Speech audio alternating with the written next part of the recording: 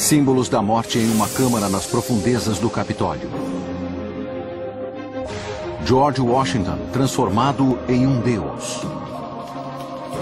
Os marcos de Washington, D.C. e as sedes dos poderes dos Estados Unidos alinhados com as estrelas. Uma pesquisa secreta do governo sobre os poderes da mente. O escritor Dan Brown criou um mistério a partir dessas e outras sugestões em seu instigante livro de ficção ambientado em Washington, D.C. Quando separamos os fatos da ficção, surgem os segredos. Desvendando o símbolo perdido. Distribuição PlayArt, versão brasileira, Sérgio Moreno. Washington, D.C. Uma cidade de segredos e intrigas. É o cenário perfeito para O Símbolo Perdido, de Dan Brown. O livro nos leva aos lugares ocultos da cidade, raramente vistos, e penetra em uma sociedade secreta misteriosa. Mark Rivera, PhD e escritor. Eu já li sobre esses tipos de assuntos e os estudei detalhadamente, e não são nada além de fantasia, mas interessam aos adeptos das teorias da conspiração, e Dan Brown certamente tem lido esse tipo de bibliografia. Mas será que Dan Brown está nos dizendo a verdade? Ou ao Washington de seu livro é mais um personagem de ficção? Iremos agora explorar as páginas de O Símbolo Perdido para separar os fatos da ficção. Capitólio dos Estados Unidos, a pedra angular. Na obra, o Capitólio dos Estados Unidos está no centro de um grande mistério. É onde o protagonista, o professor Robert Landon, inicia sua busca e onde nós iniciamos nossa investigação. O professor Landon conta aos seus alunos que o projeto do Capitólio teve suas raízes na maior e mais antiga sociedade secreta, a maçonaria. Fato, um maçom eminente foi o grande pivô do projeto. O primeiro presidente americano, George Washington. Dennis Pogg, diretor de Mount Vernon. Washington merece mais crédito pela localização e pelo projeto da capital. Dr. Ronald Ritchie, historiador do Senado. Ele aprovou os projetos, decidiu que seriam usados, que o prédio deveria ser de pedra e não de tijolo. Um outro fato mencionado no livro é que a localização do Capitólio foi escolhido por um francês, o arquiteto e urbanista Pierre L'Enfant. Isso também é verdade. Acho que o plano original era um dia podermos superar a Inglaterra em todos os aspectos, e que tudo começaria lá. Mas, entretanto, Washington, D.C. era coberta por campos de tabaco, e os diplomatas britânicos ganhavam um adicional por trabalhar aqui, pois as condições eram precárias no início.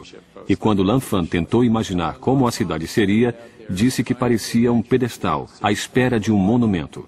E, apesar de não ter projetado o Capitólio, escolheu o local para ele, e Washington concordou que o Capitólio deveria ser construído lá.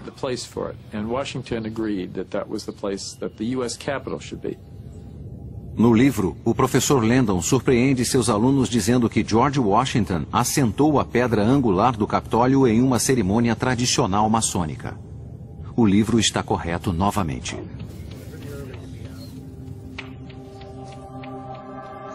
Na manhã do dia 18 de setembro de 1793, o presidente Washington levou um grupo ao local e, usando um avental de estranha aparência, comandou os eventos do dia. Foram apresentados artigos maçônicos tradicionais como milho e frascos de óleo e vinho. Com isso, a pedra angular do Capitólio foi colocada. O que não está no livro é o fato de que hoje essa pedra está desaparecida. A placa é tudo o que resta. As origens maçônicas do edifício estariam escondidas? Na última década, várias pessoas que trabalhavam no Capitólio levaram detectores de metal ao porão para tentar encontrar a placa metálica que indicaria onde a pedra angular está. Mas elas nunca a encontraram. E isso nos leva a uma suposição, a de que durante a construção, em 1960, quando toda a ala leste do Capitólio foi retirada, eles podem ter destruído a pedra original sem perceber que ela estava lá. Talvez nada tenha sido ocultado, mas e quanto aos outros segredos que Brown menciona em seu livro? Existe um arquiteto no Capitólio que tem acesso irrestrito aos lugares secretos e salas ocultas? Sim. Existem cerca de 500 salas no Capitólio e poucas pessoas a conhecem. Só quem tem acesso a todas as salas é o arquiteto do Capitólio, responsável por preservar e proteger o prédio. No livro, o arquiteto do Capitólio circula através de uma série de passagens subterrâneas ocultas. Isso é possível? Devido à imagem do Capitólio ser tão forte na mente das pessoas, não puderam fazer nada para mudar exteriormente o prédio. Apenas o subsolo poderia ser mudado. São 4 andares sob o local onde o George Washington assentou a pedra angular. Há escritórios do Senado, Congresso e um imenso centro de visitantes.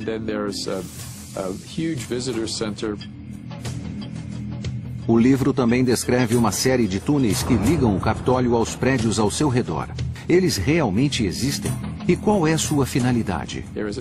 Há um túnel que liga o centro de visitantes ao Jefferson Building, o prédio principal da Biblioteca do Congresso, do outro lado da rua.